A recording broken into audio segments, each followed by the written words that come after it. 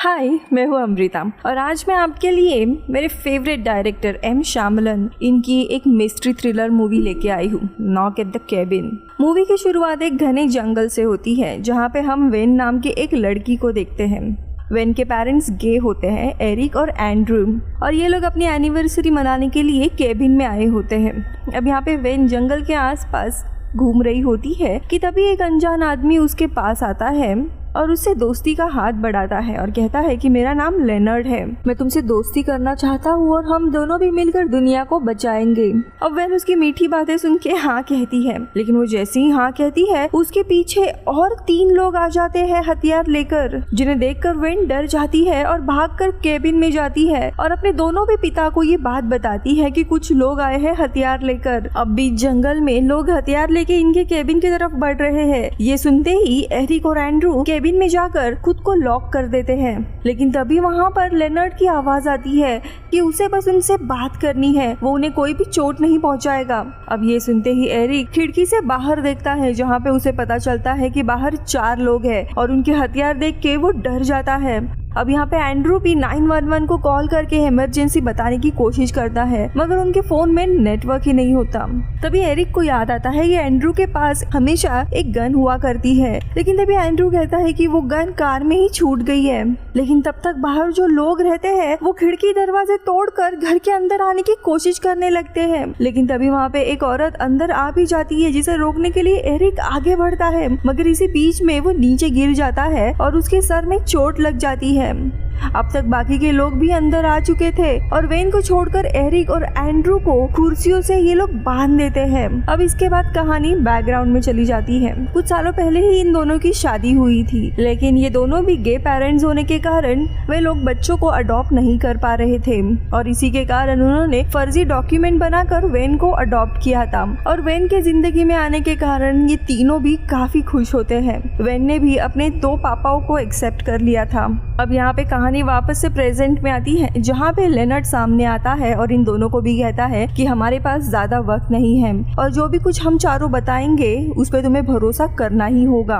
आगे लेनर्ड सबका इंट्रोडक्शन देता है। सबसे पहले थी सबरीना, जो कि एक नर्स होती है, जिसके बाद लेनर्ड खुद का इंट्रोडक्शन देते हुए कहता है कि वो टीचर है, बच्चों को पढ़ाता है। इनका तीसरा साथी था रेडमॉन्ड एंड चौथी थी एंड्रीना। ये चारों भी अपने फैमिली को छोड़कर यहाँ पे आए थे। इनका कहना था कि दुनिया जल्दी खत्म होने वाली है और बस एक ही रास्ता है जिससे ये लोग दुनिया को खत्म होने से बचा सकते हैं। अब यहाँ पे एरिक और एंड्रू दोनों को लगता है कि ये किसी कल्ट ग्रुप का हिस्सा है, इसीलिए ये दोनों भी कहते हैं कि हमें कोई भी ग्रुप से जुड़ना नहीं है। लेकिन तभी लेनर्ड इन्हें बताता है कि दरअसल इन चारों को भी एक विजन आया था जिसमें दुनिया अलग अलग फेजेस में खत्म होने वाली है।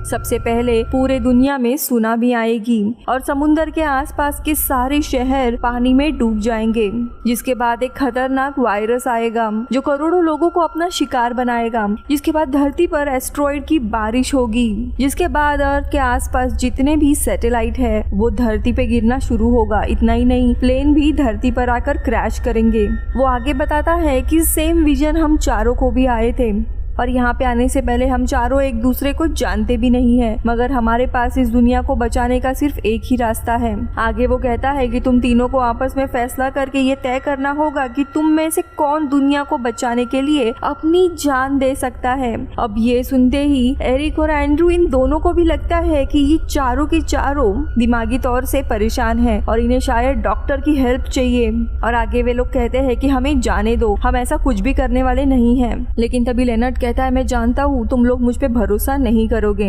हमें अपनी जान की कोई भी चिंता नहीं है, लेकिन हम इस आपदा को रोकना चाहते हैं और आपको भरोसा दिलाने के लिए हम चारों एक एक करके खुद की जान ले लेंगे और एक एक के मरते ही दुनिया के अंत की शुरुआत हो जाएगी। अब यहाँ पे रेडमंड आगे आता है और अपने मुंह पर सफेद कपड़ा पहनते हुए कहता है कि वो दुनिया के भलाई के लिए खुद का सैक्रिफाइस कर रहा है। एंड्रू और एरिक काफी हैरान थे और तभी पीछे से लेनर्ड आता है और उसने जो काफी मजबूत हथियार लाया था उससे वो रेडमंड को मार देता है। ये देख के एरिक और एंड्रू दोनों भी काफी ज्यादा चौंक जाते हैं। दरअसल इन्होंने जो हथियार लाए थे वो एंड्रू या एरिक को मारने के लिए नहीं बल्कि खुद को मारने के लिए लाए थे।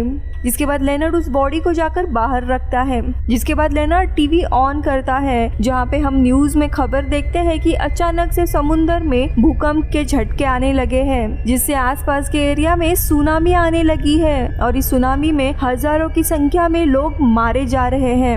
अब ये देखकर एरिक काफी हैरान होता है कि ये चल क्या रहा है। अब इन दोनों को भी लगने लगता है कि इन चारों के पास शायद किसी तरह की पावर है सुपरनैचुरल, और इसी के कारण रेडमोंड मरते ही सुनामी आने लगी। लेकिन तभी लेनर्ड कहता है कि हम चारों भी आम इंसान हैं और सिर्फ इस दुनिया को अपने आने वाले पीढ़ी के लिए बचाना चाहते हैं, इसीलिए ना चाहते हुए भी अब एरिक और एंड्रू को अपने फैमिली में से किसी एक को चुनना होगा सैक्रिफाइस के लिए, और ये फैसला सिर्फ तुम ही कर सकते हो और ये फैसला उन्हें कल तक ही करना होगा, जिसके बाद कोई भी जिंदा नहीं बचेगा। आगे वो कहता है कि सिर्फ तुम तीनों ही इस धरती पर बचोगे।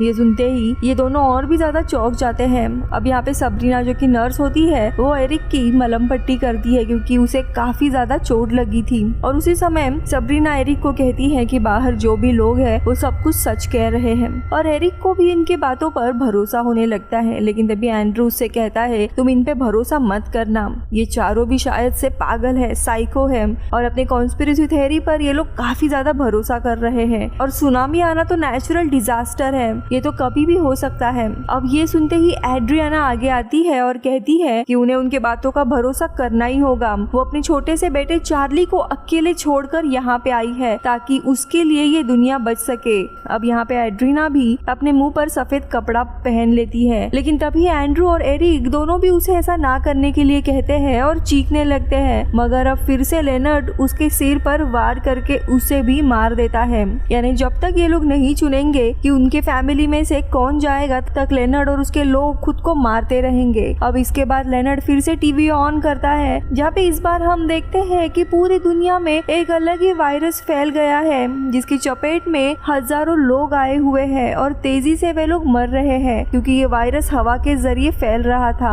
आगे लेनर्ड कहता है कि उनके अनुसार अब अपोकलिप्स की शुरुआत हो चुकी है और ये सारी चीजें बस इन्हीं की फैमिली रोक सकती है, बस एक सैक्रिफाइस से। और वो इन दोनों से भी सवाल करता है कि अर्थ के सारे लोगों की जान बचाने के लिए क्या आप अपने परिवार में से किसी एक का सैक्रिफाइस नहीं दोगे। अब यहाँ पे एरिक को लेनर्ड की बातों पे विश्वास होने लगा था, मगर एंड्रू कहता है मुझे इन सब के बारे में कुछ भी नहीं सुनना है, और वो एरिक को समझाने लगता है कि ये चारों भी काफी प्लानिंग के साथ यहाँ पे आए हैं। सुनामी की खबर लेनर्ड को पहले से ही पता हो, इसीलिए हमें मनगढ़ंत कहानी बता रहा है, और जो वायरस फैला हुआ है वो वायरस काफी समय से फैला हुआ था, लेकिन वो इतने बड़े तादाद में नहीं था, यानी कि वायरस की न्यूज भी इन्हें पहले से ही पता, लेकिन अब उस वायरस में म्यूटेशन हुआ होगा जिसके कारण उसकी तीव्रता बढ़ गई होगी और अभी हवा से भी फैल रहा है। ये भी कोई बड़ी बात नहीं है, ये चीज भी इन्हें पहले से ही पता होगी। और वो एरिक को कहता है कि ये चारों का प्लान था हमें यहाँ पे फंसाने का, मुझे नहीं लगता यहाँ पे ऐसे कुछ भी होने वाला है। अब यहाँ पे एंड्रू खुद की रस्सियां कैसे तैसे खोलकर गाड़ी की ओर भागता है और वहाँ पे रखी हुई गन निकालता है,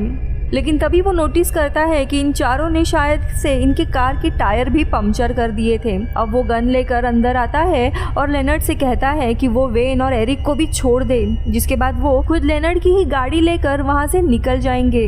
लेकिन तभी सबरीना वहाँ पे गन छीनने के लिए आती है और इन दोनों की काफी हाथापाई होती है और एंड्रू खुद को बचाने के लिए गलती से सबरीना के ऊपर गोली चला देता है। अब जैसे ही वो सबरीना को मारता है वो काफी ज्यादा शॉक हो जाता है क्योंकि अभी अभी उसने किसी की जान ली होती है। अब इसी दौरान लेनर्ड एंड्रू के हाथ से गन छीन लेता है और जल्दी से टीवी ऑन करके देखता है जहाँ पे अब न्यूज में बताया जा रहा था कि अचानक से आसमान से प्लेन नीचे गिरना शुरू हो गया है।